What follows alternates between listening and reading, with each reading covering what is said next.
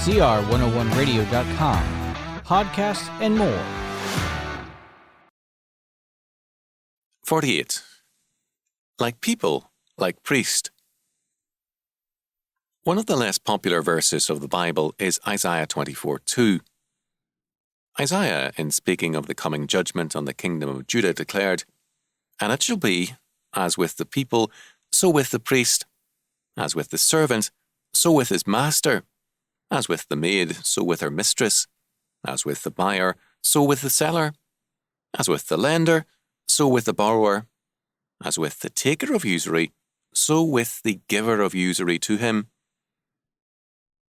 People in Isaiah's day knew that something was wrong with their world, but not with themselves.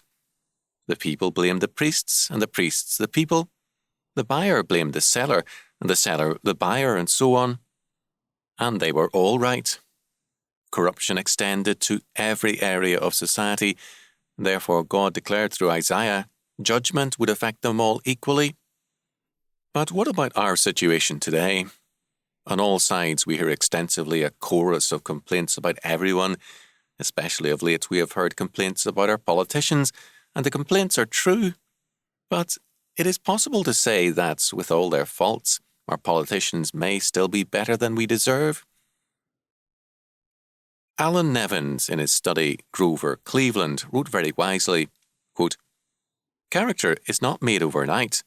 When it appears in transcendent degree, it is usually the product of generations of disciplined ancestry or a stern environment, or both." Let us apply this to the situation today. If a people lack discipline and character, will they elect to office or call to the pulpit and school men of discipline and character? And if the homes and schools do not produce young men of Christian faith and stability, how can we then expect to find such character in any area of life? Like people, like priest, Hosea 4:9. If the roots of a tree are diseased or dying, the tree will produce diseased or withered fruit. If the roots of a people, their Christian faith and character, are diseased, then their fruits, their children, and their lack of Christian training will bear an ugly fruit, and the results will be written large across all society. We have many needs, but certainly one of the basic needs is Christian regeneration and reformation. The family cannot expect the world to do its work for it by disciplining its children.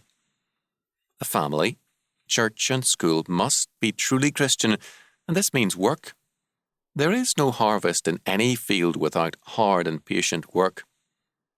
This means families must take their Christian responsibilities seriously. It means re-establishing truly Christian churches and forming independent Christian schools.